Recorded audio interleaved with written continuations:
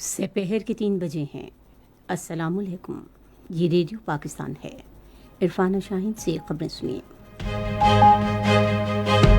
اہم خبروں کا خلاصہ۔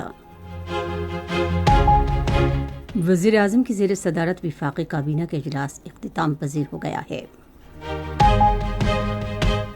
پاکستان پیپلز پارٹی کے چیئرمین نے ملک کے معاشی مسائل سے نمٹنے کے لیے باہمی مشاورت اور میثاق معیشت کی ضرورت پر زور دیا ہے۔ وزیر دفاع نے کہا ہے کہ آپریشن عزم استحکام نیشنل ایکشن پلان کا حصہ ہے۔ نائب وزیر اعظم نے کہا ہے کہ موجودہ اور مستقبل کے خطرات کو کم کرنے اور تمام اقوام کی ضروریات کے مطابق باہمی تعاون پر مبنی نقطہ نظر کو فروغ دینے کے لیے روابط اور بات چیت ناگزیر ہے۔ کل جماعتی حریت کانفرنس کی رہنما نے اقوام متحدہ کے خصوصی رابطہ کار پر زور دیا ہے کہ وہ مداخلت کرتے ہوئے کشمیری خواتین کو درپیش مشکلات کم کرانے میں اپنا کردار ادا کریں۔ جنوبی افریقہ، انگلینڈ، بھارت اور افغانستان نے ICC T20 عالمی کپ کے سیمی فائنلز کے لیے کوالیفائی کر لیا ہے۔ خبریں تفصیل کے ساتھ۔ وزیر اعظم شہباز شریف کی زیر صدارت وفاقی کابینہ کا اجلاس اسلام آباد میں ختم ہو گیا ہے۔ اجلاس میں ایجنڈے کے مختلف امور پر غور کیا گیا۔ قومی اسمبلی میں آئندہ مالی سال کے بجٹ پر بحث جاری ہے۔ بحث میں حصہ لیتے ہوئے شاہد عثمان ابراہیم نے کہا کہ سن 2024-25 کا بجٹ موجودہ مشکل معاشی صورتحال میں ایک بہترین بجٹ ہے۔ انہوں نے کہا کہ بجٹ میں زرعی شعبے کی ترقی کے لیے اقدامات شامل ہیں۔ انہوں نے مزید کہا کہ مہنگائی میں کمی آئی ہے اور حکومت کی پالیسیوں کے باعث اسٹاک مارکیٹ نے نئے ریکارڈز قائم کیے ہیں۔ بحث میں حصہ لیتے ہوئے عامر ڈوگر نے کہا کہ بجٹ میں عام آدمی اور کاروباری طبقے کے لیے کوئی ریلیف نہیں ہے۔ انہوں نے کہا کہ حکومت کو اسٹیشنری اور دودھ پر سیلز ٹیکس کم کرنا چاہیے۔ بحث میں حصہ لیتے ہوئے پاکستان پیپلز پارٹی کے چیئرمین بلاول بھٹو زرداری نے ملک کے معاشی مسائل سے نمٹنے کے لیے باہمی مشاورت اور میثاق معیشت کی ضرورت پر زور دیا۔ انہوں نے کہا کہ اس حوالے سے حکومتی اور حزب اختلاف کی جماعتوں سمیت تمام سیاسی جماعتوں کو غور کرنا چاہیے۔ انہوں نے کہا کہ اتحادی اور حزب اختلاف کی جماعتوں کو بھی بجٹ اور قومی ترقیاتی منصوبوں میں اعتماد میں لیا جانا چاہیے۔ بلاول بھٹو زرداری نے مہنگائی میں کمی لانے اور بجٹ میں بے نظیر انکم سپورٹ پروگرام میں 27% اضافے پر حکومت کی کوششوں کو سراہا۔ نوید قمر کی طرف سے اٹھائے گئے نکات کا جواب دیتے ہوئے نائب وزیر اعظم اسحاق ڈار نے کہا کہ قومی اسمبلی کو بجٹ کے حوالے سے سفارشات پیش کرنا سینٹ کی آئینی ذمہ داری ہے۔ انہوں نے کہا کہ روایت برسوں سے چلی آ رہی ہے۔ اسحاق ڈار نے کہا کہ فائنانس بل کی ایک کاپی سینٹ میں بھی پیش کی گئی ہے، گرچہ اسے منظور کرنے کا استحقاق صرف قومی اسمبلی کا ہے۔ یہ خبریں آپ ریڈیو پاکستان سے سن رہے ہیں۔ وزیر دفاع خواجہ آصف نے کہا ہے کہ آپریشن عزم استحکام نیشنل ایکشن پلان کا تسلسل ہے۔ آج لاہور میں صحافیوں سے گفتگو کرتے ہوئے وزیر دفاع نے کہا کہ نیشنل ایکشن پلان تمام سیاسی جماعتوں کے اتفاق رائے سے تشکیل دیا گیا تھا۔ انہوں نے کہا کہ حزب اختلاف کی جماعتوں کو آپریشن عزم استحکام کے حوالے سے بات کرنے کا پورا موقع دیا جائے گا۔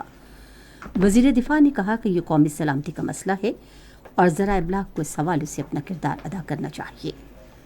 انہوں نے کہا کہ آپریشن عزم استحکام کا نفاذ بلوچستان اور خیبر پختونخوا میں کیا جائے گا۔ خواجہ آصف نے کہا کہ آپریشن عزم استحکام کا مقصد بعض علاقوں میں حکومتی عملداری کو بحال کرنا ہے۔ انہوں نے کہا کہ آپریشنز کی کامیابی کے لیے تمام اداروں اور سیاسی قوتوں کے درمیان اتفاق رائے ناگزیر ہے۔ نائب وزیر اعظم اور وزیر خارجہ محمد اسحاق ڈار نے کہا ہے کہ موجودہ اور مستقبل کے خطرات کو کم کرنے اور تمام اقوام کی ضروریات کے مطابق باہمی تعاون پر مبنی نقطہ نظر کا فروغ دینے کے لیے روابط اور بات چیت ضروری ہے۔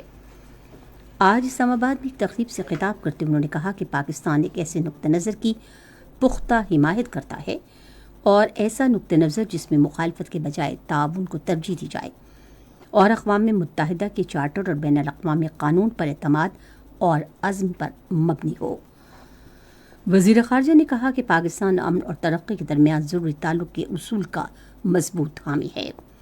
انہوں نے کہا کہ اصلاحی عمل کے تحت پاکستان نے ہمیشہ اپنے قریبی اور وسیع ہمسائیگی میں موجودہ تمام ممالک کے ساتھ پرامن تعاون اور اچھی ہمسائیگی پر مبنی تعلقات استوار کرنے کی کوشش کی ہے۔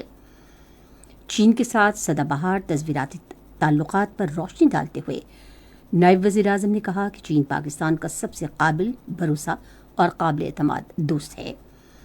انہوں نے کہا کہ چین کے ساتھ سدا بہار تصویراتی شراکت داری ہماری خارجہ پالیسی کی بنیاد ہے۔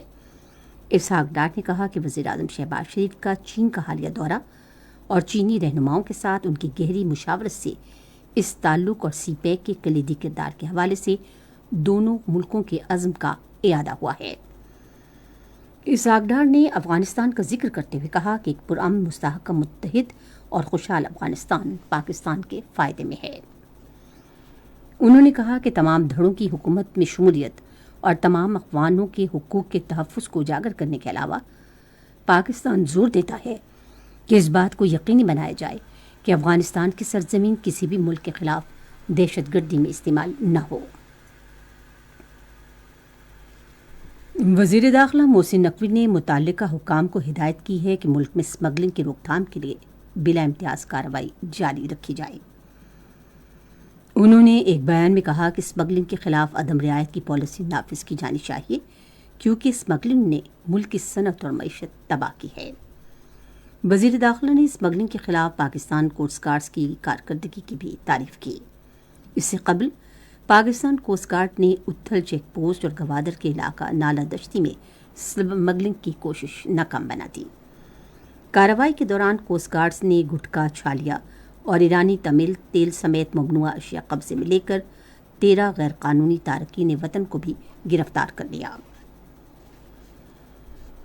حکومت نے ملک میں توانائی کے بحران پر قابو پانے کے لیے مؤثر حکمت عملی کا آغاز کیا ہے۔ خصوصی سرمایہ کاری سہولت کونسل کے تحت توانائی کی پیداوار کے لیے کوئلے اور فرنس آئل کے بجائے پانی، سورج کی روشنی اور ہوا کے ذریعے توانائی کی پیداوار کو ترجیح دی جا رہی ہے۔ نجی اور سرکاری شراکت داری کے تحت سکھر میں 150 میگا واٹ کا شمسی بجلی گھر جبکہ 1 میگا واٹ کا شمسی بجلی گھر ہنزابی میں قائم کیا گیا ہے۔